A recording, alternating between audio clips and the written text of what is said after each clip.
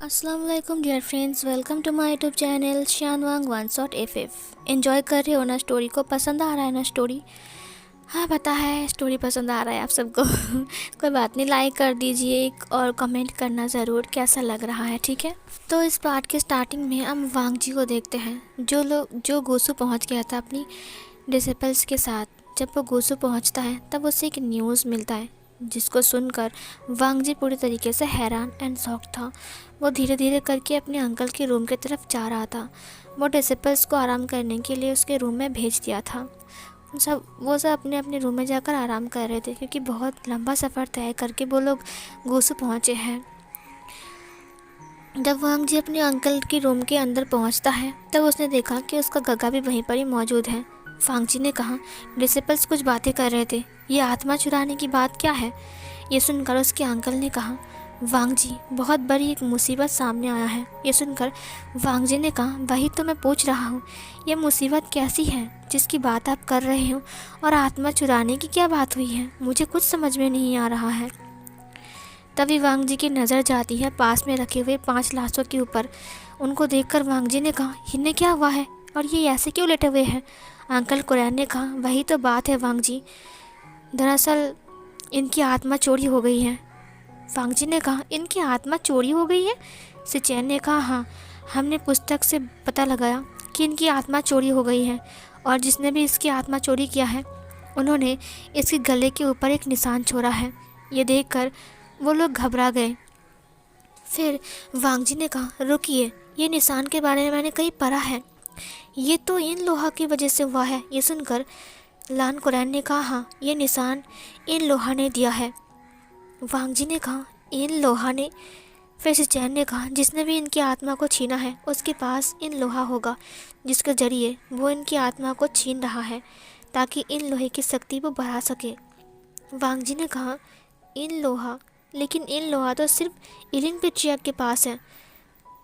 लान Curran ने कहा, वही तो हम सोच रहे हैं कि इलिंग पिचियक के अलावा किसी के पास इन लोहा नहीं है, और इतने साल हो गए हैं इलिंग पिचियक को हमने अलग कर दिया है।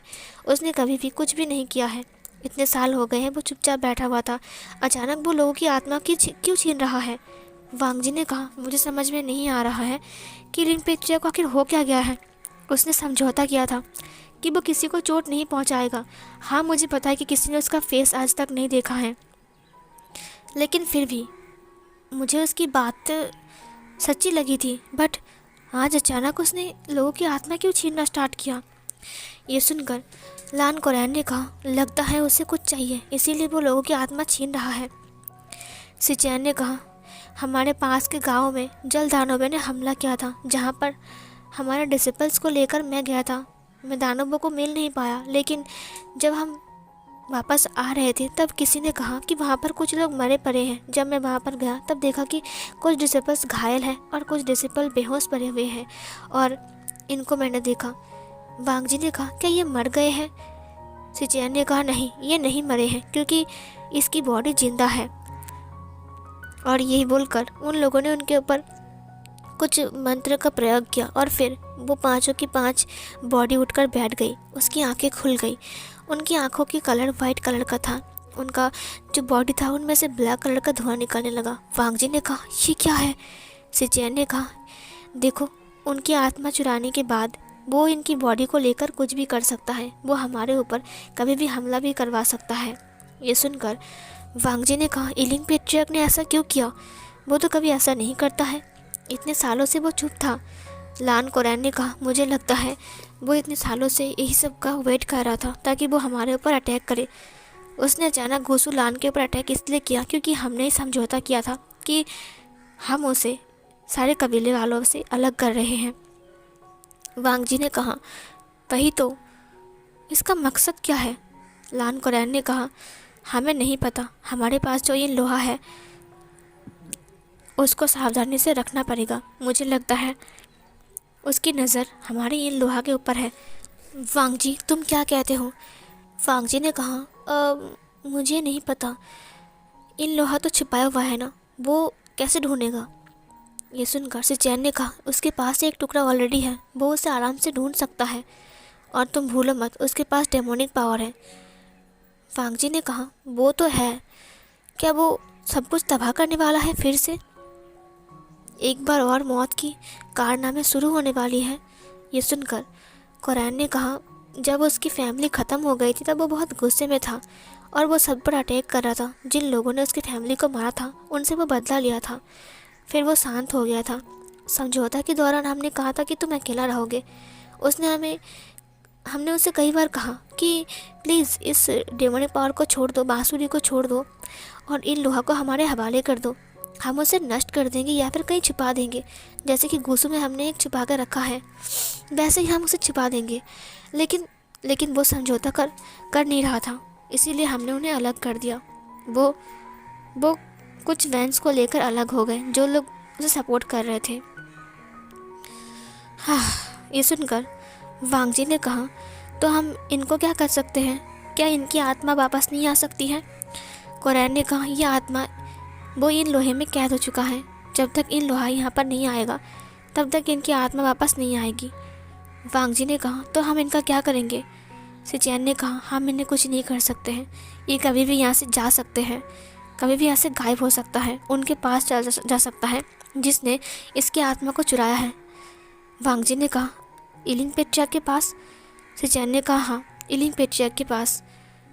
वांगजी घबरा गया। कुरैन ने कहा, वांगजी इतना चिंता मत करो, जाओ जाकर फ्रेश हो जाओ, कुछ खाना खा लो। तुम बहुत दूर से आए हो, तुम्हारी शिक्षा कैसे रहा? वांगजी ने कहा, अच्छा ही था। वहाँ पर मैंने कुछ दिन बिताए, मुझे अच्छा लगा। वहाँ पर मैंने नए नए दोस्त बनाए थे। मैं बहुत थक गया हूँ अंकल। उसके अंकल ने कहा, ठीक है, जाओ जाकर आराम करो। वांगजी वहाँ से बाहर आ गया। वो उसके बारे में सोचते सोचते अपने रूम के अंदर आ गया। जिंगसी के अंदर आने के बाद वो फ्रेश होने के लिए अपने बाथरूम में चला गया। थोड़ी देर बाद वो फ्रेश होकर बाहर आता है। बाहर आने के बाद वो उसने अपने रोब्स को पहना, अपने ताज को पहना और तलवार को लेकर वो प्रैक्टिस करने के लिए चला गया था। वो आराम करना नहीं चाहता है। उसके दिमाग में एक ही बात घूम रहा था, इन लोहा। क्या वो इलिंग पेट्रिया आएगा इन लोहा को लेने के लिए गुस्सू में? क्या वो आएगा गुस्सू में इन लोहा को लेने के लिए? इलिंग पेट्रिया जो कि है। इधर सीन कट होती है। हम वैन वैनसन को देखते हैं जहाँ पर वैन चा उस इन लोहा को लेकर कुछ कर रहा था। वहाँ पर बहुत सारी कठपुतली उन्होंने बना लिया था। उनके पास कठपुतलियों का सैनिक बन चुका था। वैन चाओ ने कहा, मुझे लगता है कि इतना काफ़ी है इलिंग पेट्रिया के ऊपर अटैक करने के लिए। वैन रोहान ने कहा, नहीं, हम ऐसे उसके ऊपर अटैक नहीं करेंगे।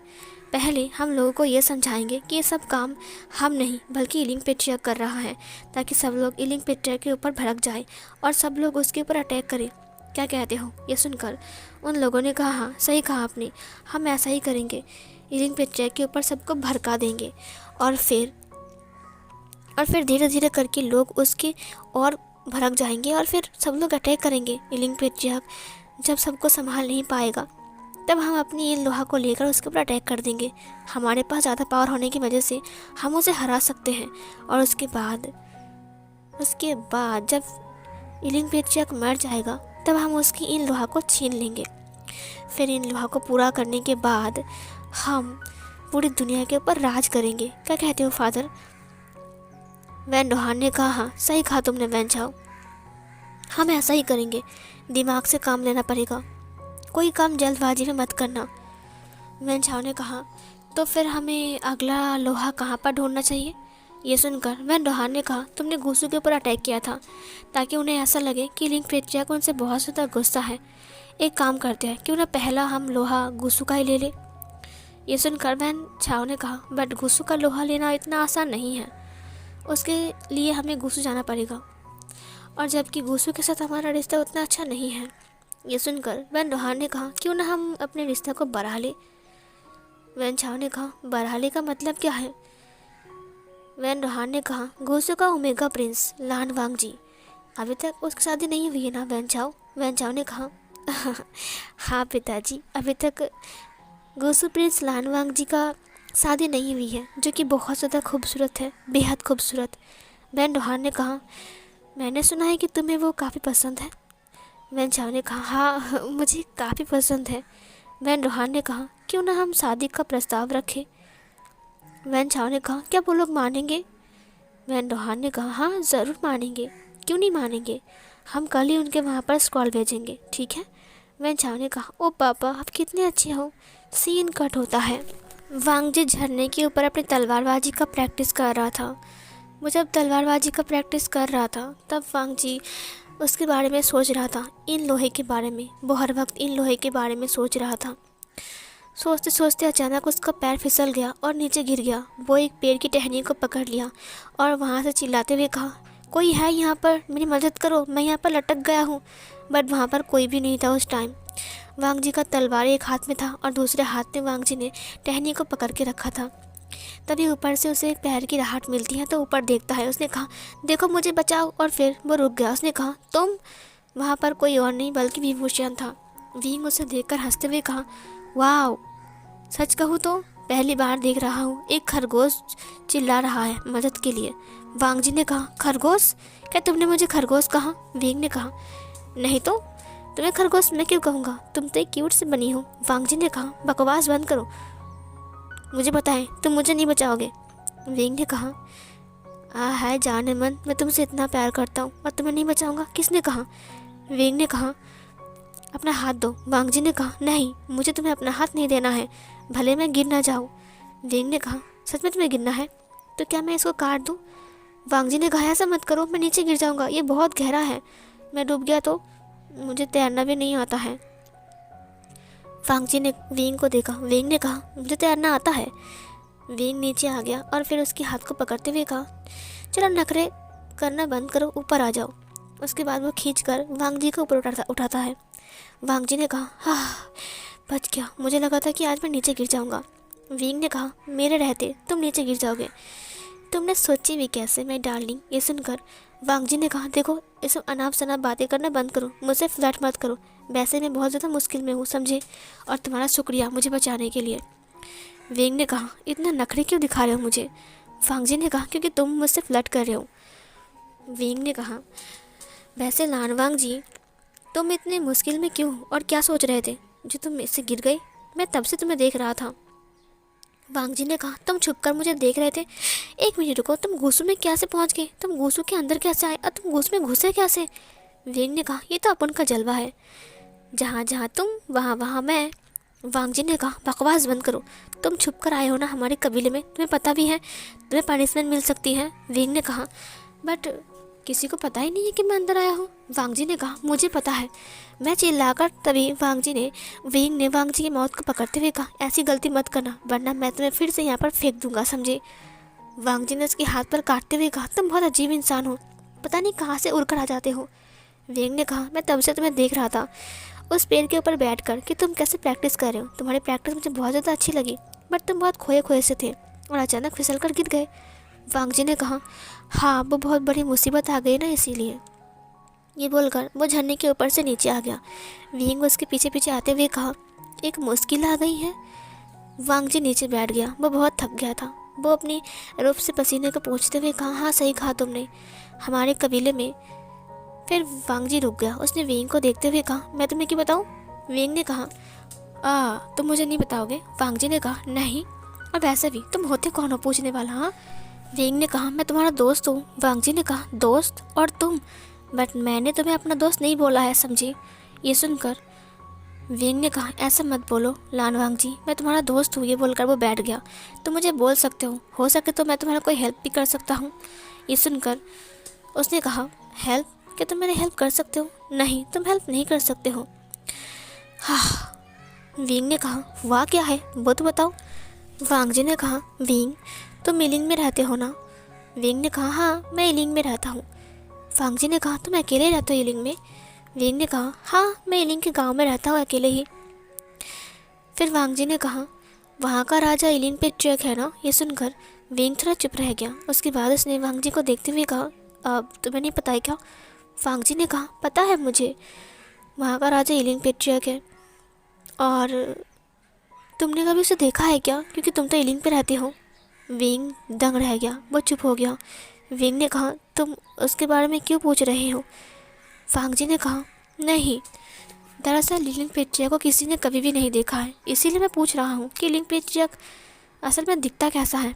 क्या वो बहुत भयानक है? क्या उसकी आंखें बड़ी बड़ी हैं, उसकी आंखें लाल हैं, क्या उसकी दांत बहुत बड़ी बड़ी है, वो मांस खाता है और लोगों की खून चूसता है क्योंकि उसके पास डेमोनिक पावर है, वो एक डेमोन होगा ना। विंग उसकी बातें को सुनकर ज़ोर ज़ोर से हंसने लगता है। वांग जी ने कहा, तुम क्यों हंस रहे हो? विंग ने कहा, तुम्हें किसने बताया कि वो एक डेमोन है?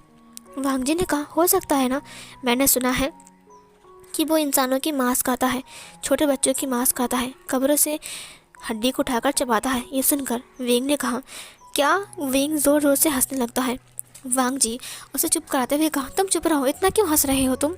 विंग ने कहा, तुम्हें किसने बताया कि इलिंग पेट्रियार्क मांस खाता है? हाँ, इलिंग पेट्रियार्क नॉनवेज है, लेकिन इसका मतलब ये नहीं कि वो इंसान खाता है। वांग जी ने कहा, तुम इतना जानते हो क्या उसके बारे में जो बोल रहे हो? विंग ने कहा, ऑफ कोर्स जानता हूँ, वो हमारे गांव का राजा है, हम नहीं जानेंगे तो कौन जानेगा। इलिंग पेट्रियार्क बहुत अच्छा है, वो गरीबों का हेल्प करता है, समझे? वांग जी ने कहा, नहीं, वो बहुत बुरा है, एक नंबर का बुरा इंसान। विंग ने कहा, तुम उसके बारे में ऐसा नहीं बोल सकते हो, समझे? वांग जी ने कहा, क्यों नहीं बोल सकता? विंग ने कहा, क्योंकि वो। फिर वो रुक गया। वांग जी ने कहा, तुम्हें इतना गुस्सा क्यों आ रहा है? एक मिनट रुको, मैंने ना ही तुम्हें कुछ बोला है, मैंने इलिंग पेट्रियार्क को बोला है, तुम ऐसा बिहेव करो जैसे कि मैं तुम्हें बोला है। विंग ने कहा, मुझे बुरा लग रहा है ना, क्योंकि वो हमारा राजा है। वांग जी ने कहा, तुम्हारा राजा एक नंबर का बदमाश है। विंग ने कहा, क्यों, उसने क्या किया? उसने तो कुछ भी नहीं किया है। वांग जी ने कहा, उसने कुछ नहीं किया, तुम्हें पता है उसने गुस्सू में क्या किया था? उसने गुस्सू में जल दानवों को भेजा। विंग ने कहा, क्या? किसको भेजा? वांग जी ने कहा, जल दानवों को। विंग ने कहा, जल दानवों को इलिंग पेट्रियार्क ने गुस्सू में भेजा?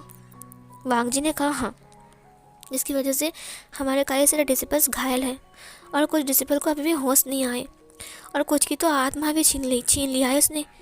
विंग ने कहा, क्या कहा तुमने? वांग जी ने कहा, इलिंग पेट्रियार्क ने हमारे 5 डिसिपल्स का आत्मा छीन लिया है। विंग ने कहा, तुम पागल हो क्या? वांग जी ने कहा, पागल? मैं पागल कैसे हो सकता हूँ? वो 5 आदमियों का बॉडी अभी भी हमारे कबीले में है, मैं उसे खुद देख कर आ रहा हूँ अपनी आंखों से, और पता है उनके नेक पर इलिंग पेट्रियार्क का जो इन लोहा है ना, उसका निशान भी है। ये सुनकर विंग दंग रह गया। विंग ने कहा, आत्मा, जल दानव, बट ऐसा तो कुछ भी नहीं हुआ था। वांग जी ने कहा, तुम यही सोच रहे हो ना कि तुम्हारी महाराज बहुत अच्छा है और मैं तुम्हारे महाराज के ऊपर झूठा इल्ज़ाम लगा रहा हूँ। विंग ने कहा, लेकिन वो ऐसा क्यों करेंगे? वांग जी ने कहा, वो उनकी मन मर्जी है ना, वो कुछ भी कर सकता है क्योंकि उसके पास डेमोनिक पावर है, वो खुद को बहुत पावरफुल समझता है। विंग ने कहा, नहीं, वो ऐसा नहीं कर सकता है। क्या तुम मुझे वहाँ पर लेकर जाओगे जहाँ पर वो 5 लाशें हैं? ये सुनकर वांग जी ने कहा, लेकिन मैं तुम्हें कैसे ले जा सकता हूँ, क्योंकि अंकल और काका तो वहीं पर ही हैं। इस वक्त खाने का टाइम है, मुझे लगता है कि वो लोग खाना खाने गए हैं, तो मैं तुम्हें लेकर जा सकता हूँ, चलो। उसके बाद वो विंग को लेकर कबीले के अंदर आ गया। विंग बहुत सावधान से उसे जा रहा था। वांग जी छुप छुप कर उसे लेकर आ रहा था। थोड़ी देर बाद वो लोग उस रूम के सामने पहुंच जाते हैं। विंग ने कहा, क्या इसी रूम के अंदर है? वांग जी ने कहा, हाँ, इसी रूम के अंदर है। वो लोग रूम के अंदर चले गए जहाँ पर कोई भी नहीं था। वांग जी ने कहा, अंकल और गगा दोनों ही खाना खाने गए हैं, इस वक्त कोई भी नहीं है, तुम देख सकते हो। विंग ने कहा, ठीक है। उसके बाद विंग और वांग जी दोनों ही उस रूम के अंदर आ गए। वांग जी ने दरवाजे को बंद कर दिया। उसके बाद धीरे धीरे करके वो लोग उन लाश के सामने आ गए। विंग ने कहा, कहाँ है वो लाश? वांग जी ने पर्दों को हटा दिया। जब विंग ने उस लाश को उन बॉडीज़ को देखा, तब विंग पूरी तरीके से हैरान था। वो शॉकली 5 बॉडी को देख रहा था। विंग के सामने वो 5 बॉडी मौजूद था। विंग ने कहा, ये क्या है? वांग जी ने कहा, देखोगे, ये लोग अभी उठ जाएंगे। वांग जी ने अपनी पावर का यूज़ किया और वो लोग उठकर बैठ गए। विंग ने कहा, ये। उसके बाद विंग चेक करने लगता है। जब विंग ने उनकी नेक को चेक किया, तब उसने ये नोटिस किया कि ये निशान इन लोहे ने दिए हैं। इन लोहा ने इनकी आत्मा छीना? हाँ, इनकी आत्मा चोरी हो गई है। उसने वांग जी से कहा। वांग जी ने कहा, मैंने कहा ना, तुम्हारे इलिंग पेट्रियार्क ने देखो क्या कर लिया, इनकी आत्मा छीन लिया। मुझे बहुत घबराहट सी हो रही है, क्या वो फिर से जंग करना चाहता है? विंग ने कहा, ये क्या है? उसके बाद विंग चेक करने लगता है। उसकी पूरे नेक पर वही निशान थे, यहाँ तक कि हाथ पर भी। विंग ने कहा, ये भले ही लोहा का निशान है, लेकिन ये मेरे तावीज़ का निशान नहीं है। तो फिर इनकी आत्मा चोरी किसने किया? ये तो मेरे इन लोहे के निशान नहीं है। उसे गौर से देखते हुए देखकर वांग जी ने कहा, तुम क्या सोच रहे हो विंग? विंग ने कहा, क्या तुम्हें लगता है पक्का कि ये इलिंग पेटिया की इन लोहे ने ही इनकी आत्मा को छीना है? वांग जी ने कहा, तो कोई और छीन सकता है क्या? उसके पास ही तो इन लोहा है, किसी और के पास तो इन लोहा है ही नहीं। और हमारे कबीले में कहाँ पर इन लोहा है हम जानते भी नहीं हैं। इन लोहा खुद ही 5 कबीले में बट गया था, तुम्हें पता है ना? ये सुनकर विंग ने कहा, हाँ, उनमें से एक टुकड़ा इलिंग पेटिया के पास है। फिर वांग जी ने कहा, वही तो मैं बोल रहा हूँ कि तुम्हारी इलिंग महाराज ने ही इनकी आत्मा को छीना है, समझे? विंग ने कहा, लेकिन वो ऐसा भला क्यों करेंगे? वांग जी ने कहा, तुम्हें अभी भी समझ में नहीं आ रहा है। वो जंग करना चाहते हैं, वो अपनी सेना को तैयार कर रहे हैं। तो वे अचानक वो कठपुतलियाँ उठ जाती है, उठकर खड़ा हो जाती है। ये देखकर विंग भी पूरी तरीके से शॉक था, लेकिन विंग वांग जी के सामने कुछ भी नहीं कर पा रहा था। अगर वो वांग जी के सामने अपनी पावर का यूज़ करेगा तो वांग जी उसे पहचान लेगा। वो अचानक कठपुतलियाँ दरवाज़ा खुलकर बाहर आ जाती है और अचानक से वहीं पर गायब हो जाता है। ये देखकर वांग जी ने कहा, ये क्या हो गया? ये अचानक से गायब कैसे हो गया? ओ गॉड, मुझे समझ में नहीं आ रहा कि अचानक से गायब कैसे हो गया। वेग ने कहा, जिसने इस कठपुतली को बनाया है उसने उसे अपने पास बुला लिया। वांग जी ने कहा, क्या क्या कहा तुमने? वेग ने कहा, कुछ नहीं, लेकिन ये कर कौन रहा है? मैंने तो कुछ भी नहीं किया, इन लोहा तो मेरे पास है। तो फिर ये कठपुतली किसने बनाया और किसने जलदानव को भेजा और किसने इनकी आत्मा को चोरी किया? मुझे कुछ समझ में नहीं आ रहा है। अचानक पैरों की राहत मिलती है। सिचैन और लान कोरैन दोनों ही इस रूम की तरफ आ रहे थे। वांग जी ने कहा, ओ नो, गगा और अंकल आ रहे हैं। ये बॉडीज़ भी चले गए और तुम भी यहाँ पर हो, मैं क्या करूँगा? दरवाज़ा खुलने के साउंड से वांग जी पीछे मुड़ता है और दरवाजे की तरफ देखने लगता है। फिर कोरैन ने कहा, ये क्या है वांग जी? ये बॉडीज़ कहाँ गई? वांग जी पीछे मुड़ता है, वहाँ पर विंग भी नहीं था। उसने कहा, ये विंग कहाँ चला गया? उसने खिड़की को देखा, उसने कहा, क्या विंग खिड़की से भाग गया है? फिर वांग जी ने अपने अंकल से कहा, अब बॉडीज़ अपने आप ही गायब हो गया, वो चलते हुए पता नहीं कहाँ गायब हो गया। सिचैन ने कहा, लगता है जिसने उनकी आत्मा चुराया है उसने ही उनको अपने पास बुला लिया। ये सुनकर वांग जी ने कहा, क्या इलिंग पेट्रियार्क ने ही उसे अपने पास बुला लिया? ये सुनकर सिचैन ने कहा, हाँ, इलिंग पेट्रियार्क ने उन कठपुतलियों को अपने पास बुला लिया। लगता है अब कुछ भयानक होने वाला है। कोरैन ने कहा, हमें और सावधान रहना पड़ेगा, हमारे सेना को रेडी करो। सो फिर गाइस, ये वाला पार्ट यहीं पर ही एंड होती है।